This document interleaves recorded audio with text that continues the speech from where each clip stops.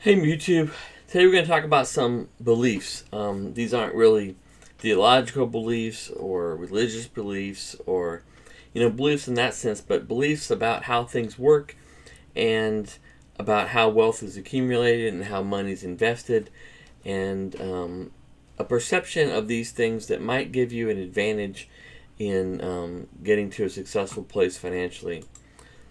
So let's get right into it. The way I picture beliefs is that there's these list of beliefs that I have, and let's say there's 15 beliefs, and 15 maybe that are wrong, core fundamental beliefs, and there's a dollar value on each belief. And when I unlearn this belief or I correct it, at that point I get that dollar value over a period of time. Maybe I actualize over a few years but so as I go through life and learning, I try to discover the beliefs I have that are wrong, that are leading me to actions that give bad results. And so I wanted to give you a few of those today that might help you. So, false beliefs. At one point, maybe 15 years ago, I believed that I knew how to invest. I read every Your Money, all the money magazines, a bunch of other things on stocks. I knew what they were. I knew how to buy them, how to sell them, and I felt like I knew how to invest. And I made some investments, and they didn't work out that well because in actuality, I didn't know how to invest. And that was a belief, a very valuable belief. I'd say in the $1.9 million belief range that I needed to correct it myself. Number two, retirement accounts can't be used until age 65. Now, if you look at one of my videos on the 72T provision of the tax code, it means you can access retirement accounts anytime you want for early retirement. And understanding that, I believed it was wrong, and most people do, allowed me to probably make an additional $400,000 in tax-free money by maxing out 401ks and Roth IRAs early, when otherwise I would have kept that money more accessible to me from from a use standpoint for early retirement. Number three, I need to make a leap. People think that massive results are from making a leap, from inordinate risk, from all kinds of things like that. And that's false. Because, if inordinate risk made you money, then when people called the Dave Ramsey Millionaire Hour and said, here's why I'm a millionaire, it would have been because they gambled in Vegas. Because that's inordinate risk.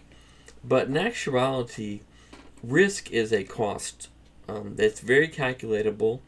And inordinate risk means that the cost of the risk is higher than the return value of that risk.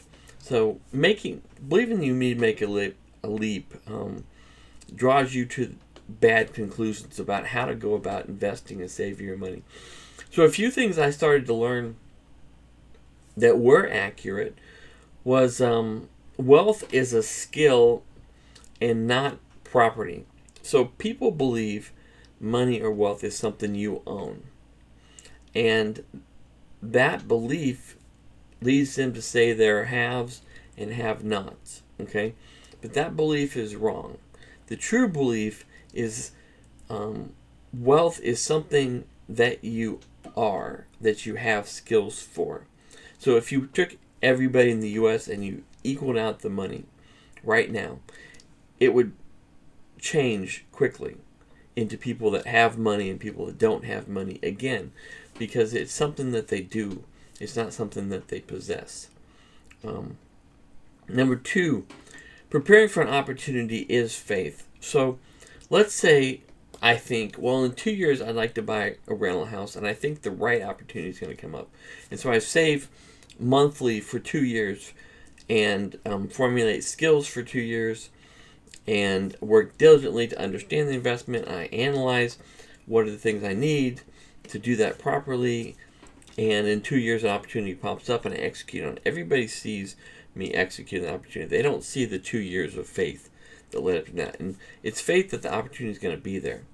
It's like gaining skill sets, not knowing what the job's going to be that you're going to use those skill sets on. And people misunderstand that. Now, wisdom in this is a combination of the knowledge and what action you take. And in this case, on beliefs, you start to ask yourself some questions. And those questions in themselves, you need to think about the questions. And those questions can give you insight into actions you possibly need to discover or to take. So, number one is, how do I learn how to invest? If you take the assumption that you don't know how to invest, then you ask the question, how do I learn how to invest? And I'll tell you that this one is the same as anything. How do you learn how to play baseball? How do you learn how to play soccer? How do you learn how to, open a business? Whatever you want to learn how to do, how do you learn how to do it? Investment is no different. The best way to do it is to learn from somebody that knows. Go talk to them. Go see them. Go to a meeting that they have, right? But you really got to figure out who those people are and how do you discover who they are, because the appearance of wealth is different than actual wealth. And so understand that. Second, how do I learn wealth? If wealth is a skill and not a property, how do I learn that? Well, same as anything. And if you haven't spent any time in learning wealth, then you can't have skill sets. It's like if you suddenly went to a different country and decided I was going to play cricket, but in your life you'd never played cricket, obviously you're not going to know anything about cricket. And so people judge themselves by not having these skills, but how would you have a skill that you weren't taught? And how would someone have taught you that doesn't have the skill? And so number three, how do I learn faith? We talked about what faith was. We've talked about faith's place in investing. How do I get ready for an investment opportunity that I don't know may occur? And how do I have that faith? How do I take those actions? And so those are the first three questions that you kind of start with to understand how to go about this journey of, wealth and becoming more wealthy. I'm going to create another video for probably later this week about actions, maybe that come from these questions, and things you can practically do, starting now, that can lead you to better results than you're currently getting. Like and subscribe to the video and my channel if you want. I make a video about once a week, sometimes twice.